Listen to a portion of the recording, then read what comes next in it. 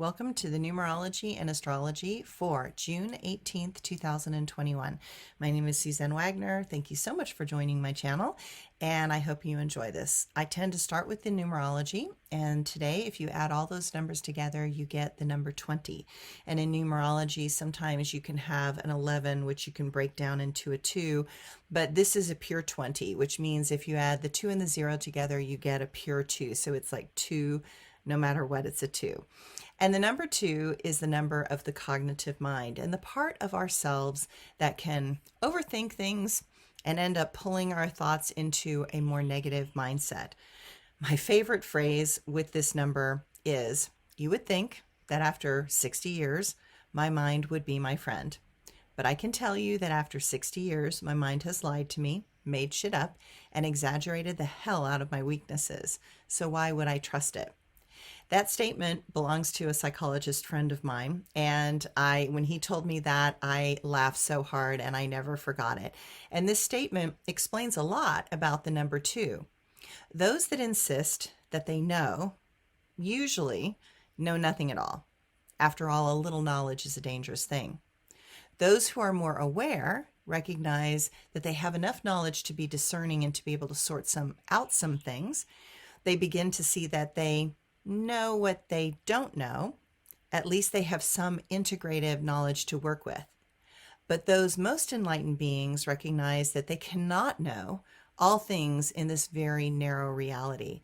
We are infinite beings in a limited existence. The rules of this world restrict the information that is possible for us to understand. Our brain is also limited in its capacity to integrate and comprehend anything beyond this world. That is why in so many teachings they talk about having an open, curious, childlike student mind when observing life and those things that are of interest. The mind is always to be a tool of the soul. The soul is never to be the slave of the mind. And the astrology today. The moon will move from Virgo into Libra as we all are waking up. It is time to compromise and figure out how to bring things together. For many things to happen in our world, we need to work in harmony for the greater good. While each of us needs to find the peace within, these times in this astrology can be quite distressing because nothing we seem to, because the emotions seem to be pouring out and there's nothing we seem to be able to do to stop them. That is the clue that we are not supposed to stop them. The universe is asking us to release emotions, review our life, and reflect on what has been. The Sun and Saturn aspect in a way that may seem to inhibit a broader perspective and instead desire a smaller and more narrow focus. It could feel to some constraining. What we are feeling seems so paramount that we need and desire to find ways of expressing what we are feeling and seeing over-inclusiveness and finding common ground. For some, it might seem as if that part of us that wants to rebel is out for some fresh air. At the very least, there is a type of inner irritation that makes us predisposed to resist or to walk away. My quote for today: within the confines of this time and space is a place where we can come face to face with an understanding so elusive to know, and so many places where we had tried to go. Fear always seems to get in the way. Our ego always projected images of doomsday. Life is fragile, but life continues on. Life is relentless and has a hidden brawn. Take the mind out of what the heart needs. Grab all the light possible and all the good deeds. When it is time for us to end this journey here, do not be sad, as we could never disappear. Energy changes form in all times and places.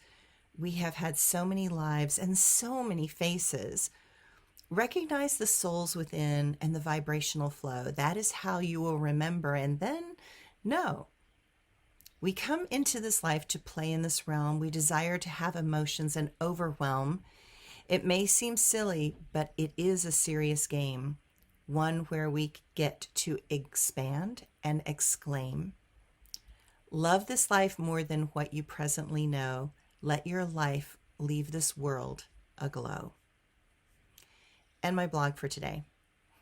I'm getting to this age where those that we love begin to die. It is the process of life, but not one anyone wants to experience. It is a very natural process, and the endings of life should be celebrated as much as the beginnings of life are embraced. There are so many baby showers and excitement to celebrate the beginning of life. I wish for each of us to also feel excitement as we begin to exit this world for the next reality. I know that learning to let this body go can be difficult and take a long time. Recognize that leaving those you love behind is the hardest thing. I understand that while the body may want to go, while the mind may want to go, the body hangs on tenaciously. Figuring out how to extract our soul from the density of this body is no small feat. It is a miracle that we can put our infinite self into this small and congested form and somehow make it function and work. Life is a wonder. We are a part of that amazing state. We want to define form and yet escape the hate. Learning to love through limitation and fear, learning to care about all that is near. It is the process of expanding love in all ways, something that has taken generations rather than days. But until we can give the gift given inside, we will continue to forget and to hide the incredible tools that we promise to give. Only then will we figure out how to really live. Thanks, everyone.